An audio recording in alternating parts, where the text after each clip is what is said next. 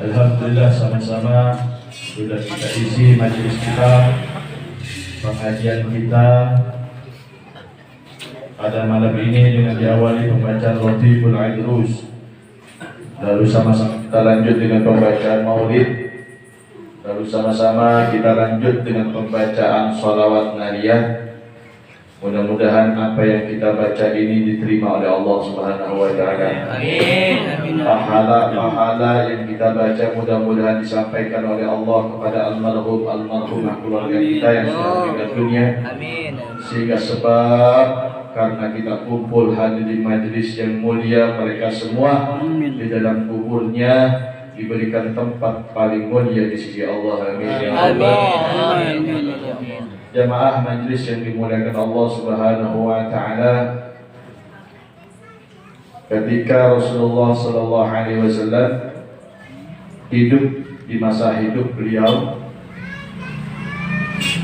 biasa Rasulullah itu ketika memberikan nasihat, ketika Rasulullah itu mengajak para sahabat-sahabatnya untuk memberikan nasihat di kota Madinah, di Masjid Nabawi, itu disediakan oleh para sahabat satu tempat yang mana tempat tersebut membedakan bahwa tempat Rasulullah dengan sahabat itu beda. Seperti halnya seperti bangku ataupun singgasana. Jadi kalau misalkan selesai sholat sama para sahabat itu tidak pernah bubar. Rasulullah itu selalu menyempatkan waktu untuk memberikan nasihat kepada sahabat-sahabat di masa tersebut. Nah, tempat yang disediakan oleh para sahabat itu dibuat daripada bahan-bahan pohon kurma, daripada potongan-potongan pohon kurma. Di saat tempat duduknya Nabi Muhammad sudah mulai rapuh, sudah mulai rusak, maka ketika itu sahabat mengganti tempat duduk ataupun kursinya Rasulullah, biar ketika Rasulullah duduk di kursi tersebut lebih nyaman. Akhirnya diganti kursi tersebut oleh para sahabat. Nah, ketika kursi yang lama itu sudah mulai rapuh dan diganti oleh para sahabat dengan kursi yang baru, maka ketika pertama kali Nabi Muhammad memakai kursi yang baru itu, pertama kali Rasulullah pakai kursi yang baru yang disediakan oleh sahabat untuk memberikan nasihat, itu ketika tersebut terdengar suara tangisan. Jadi Nabi Muhammad selesai sholat, duduk di kursinya, sahabat di bawah mendengarkan. Sampai-sampai dikatakan dalam hadis, ketika Rasulullah sudah ada di atas kursi, itu para sahabat mendengarkan nasihat dari Nabi Muhammad layaknya patung, tidak bergerak sedikit pun sama sekali. Karena saking cintanya, mahabbahnya ke Nabi Muhammad, sampai nggak mau terlewat satu kata dan kalimat dari Nabi Muhammad. Sampai-sampai itu burung itu ketika Nabi ceramah ataupun memberikan nasihat, itu nempel di badan sahabat seakan-akan bukan manusia, seakan-akan sahabat itu patung, karena nggak bergerak sama sekali ketika Nabi Muhammad menyampaikan nasihat. Nah, ketika pertama kali Rasulullah memakai kursi yang baru menyampaikan nasihat, terdengar suara tangisan. Sampai-sampai sahabat pun bingung, siapa yang nangis? Pertama kali Rasulullah memakai kursi yang baru, siapa? Tangisan dari mana? Nabi Muhammad pun mendengar suara tangis dari mana ini? Dari mana asal ini tangisan? Sampai akhirnya dicari.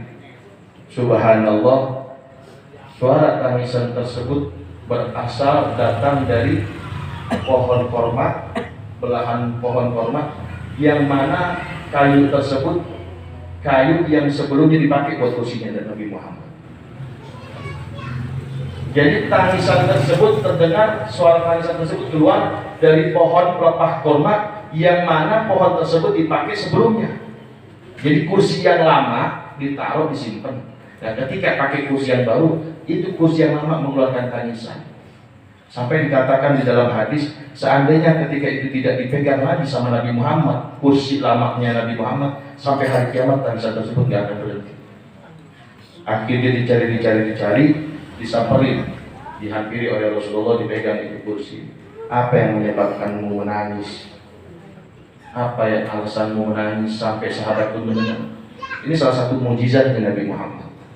Bayangkan, apakah batang pohon korma mengeluarkan tangisan atas izin Allah? Nah, ketika ditanya sama Nabi Muhammad, apa jawabannya daripada kursi tersebut? Hanya satu,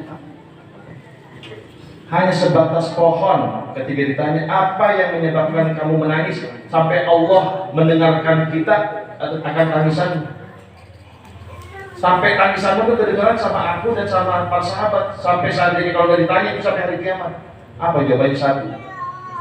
Apa yang membuatmu menangis sampai-sampai kamu mengeluarkan tangisan yang begitu kencang?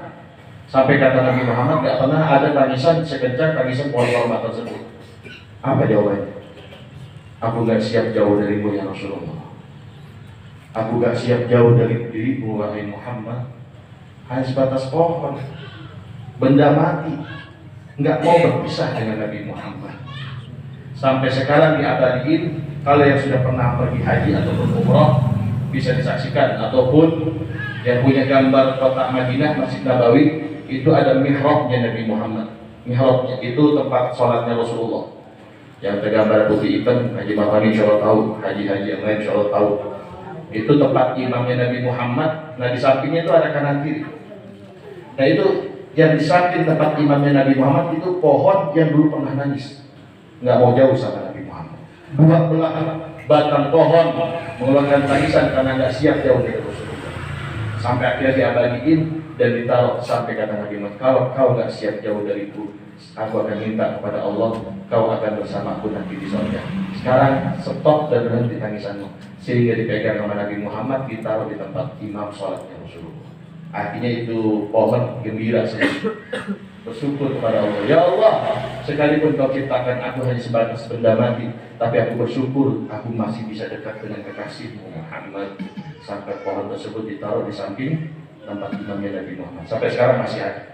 Nanti kalau mudah-mudahan Allah takdirkan kita entah haji ataupun umrah, kita bisa memegang dan bertabaruk mengambil berkah pohon yang pernah menangis karena jauh dari Nabi Muhammad.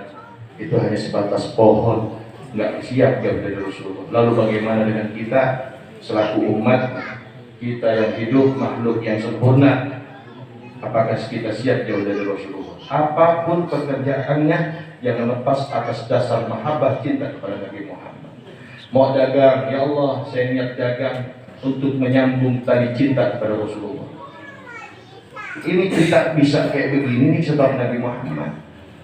Kemarin saya acara sama Pak Haji Marhami, dari sekian banyak isi ceramah daripada Ki Haji Zenzamudi yang ada di Cibinong. Jangan pernah mengandalkan amal yang lain. Kita beribadah karena kewajiban, wajib kita laksanakan. Tapi jangan pernah berharap amal ibadah kita itu menjadi jaminan. Jangan. Karena siapa kita? Cukup ditaruh dalam hati. Ditaruh di dalam hati, ya Allah, aku gak siap dan aku gak mau jauh dari Nabi Muhammad. Karena nanti setiap manusia semua, bukan hanya kita, para nabi-nabi, bayangkan Nabi Adam, manusia pertama, Nabi Allah Adam, manusia pertama, berharap syafaatnya Nabi Muhammad. Lalu kita selaku umatnya, apa kita gak pengen dapat syafaatnya Nabi Muhammad? Sampai kata izin, satu, kalau kita ingin berharap dan mendapatkan syafaat Nabi Muhammad, perbanyak baca salawat kepada Rasulullah. Maka majelis ini selalu mengajak dan membimbing seluruh jamaah, baik laki maupun perempuan, agar terus istiqomah dalam membaca salawat, khususnya salawat Nabi. Ya, setiap habis salat sebanyak 11 kali. Terus istiqomah. Jangan sampai lepas, setiap habis salat 11 kali istiqomah. Ketika kita istiqomah, Allah akan berikan sesuatu yang tidak nampak. Insya Allah kita akan rasakan sendiri. Al-istiqamah khairun min alfi karamah wa in qalla adwamuha. Istiqamah itu lebih baik daripada 1000 karamah, sekalipun sedikit yang didawamkannya. Mudah-mudahan sekalipun kita seminggu sekali baca nariah 11 kali, terus lebih sholat 11 kali, tapi istiqamah, mudah-mudahan ini menjadi jalan dan menjadi guru bimbingan kita, rohani kita kepada Allah Subhanahu wa ta'ala. Amin. Sholawat itu guru bagi orang yang tidak mempunyai guru. Artinya apa? Sholawat yang kita baca itu akan membimbing kita ketika kita menjalankan segala hal dalam dunia. Itu saja. sekali lagi kita doakan mudah-mudahan tempat yang malam ini dipakai dan diadakan pembacaan ratib maulid salawat nabi mudah-mudahan mengandung keberkahan dari Allah Subhanahu wa taala. Amin. Usaha yang dijalankan mudah-mudahan dijadikan adalah usaha yang banyak manfaat dan maslahatnya untuk umat Nabi besar Muhammad sallallahu alaihi wasallam. Itu saja, kurang lebihnya mohon maaf. Mari sama-sama kita duduk dengan doa. Mudah-mudahan apa yang kita laksanakan ini diterima oleh Allah Subhanahu wa taala. Amin. Walhamdulillah wa la ilaha illallah wa sallallahu alaihi wa sallam sayyidina Muhammad sallallahu alaihi wa sallam bi syahadatina ashabi rasulillah ajma'in. Bismillahirrahmanirrahim. Alhamdulillahi rabbil alamin.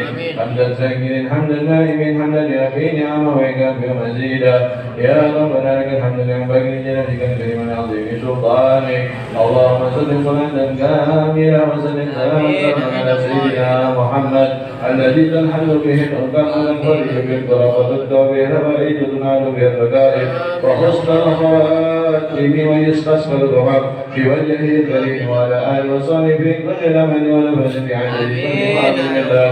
اللهم اغفر لنا ذنوبنا اللهم اغفر لنا ذنوبنا اللهم اغفر لنا ذنوبنا وذنوب والدينا وارحمهما وارحمهم كما ربونا صغارا واجعل جدتنا والاخوان من احمد مسيحنا والاخوان الى جميع المسلمين والمسلمات والمؤمنين والمؤمنات الاحياء منهم والاموات يا كافي الحاجات ويا الحزن والرديئات ويا محمد انك سميع قريب مجيب الدعوات. ربنا هب لنا من ازواجنا وذريتنا قرة اعين واجعلنا للمتقين اماما.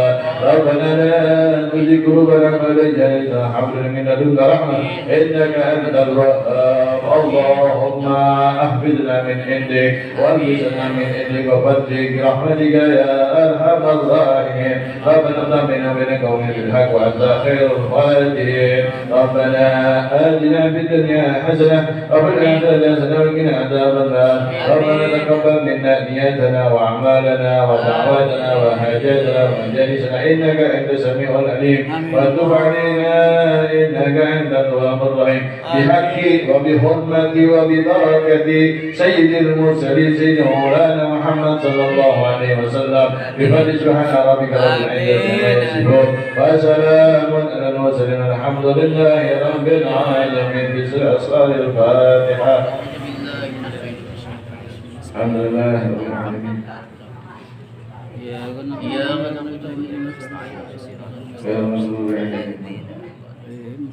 اللهم بحق الفاتحة وبسر الفاتحة وبسر الفاتحة وبكرمة الفاتحة ومن عليه الفاتحة يا فارج الهاب يا كاشف الغم يا من يهده يكفي ويرحم يا دافع البلاء يا رحمن يا دافع البلاء يا رحيم يا دافع البلاء يا رحمن يا دافع البلاء يا رحيم برحمتك يا ارحم الراحمين برحمتك يا ارحم الراحمين. اللهم ان هذا الدعاء منك الاجابه اللهم ان هذا الدعاء منك الاجابه اللهم ان هذا الدعاء منك الاجابه بحرمة نبيك المصطفى رسول الله محمد صلى الله عليه وسلم. دعوة سبحانك اللهم وتحية فيها سلام. الحمد لله رب العالمين. قبول الكلام عليكم. السلام عليكم ورحمة الله وبركاته. Waalaikumsalam warahmatullahi wabarakatuh.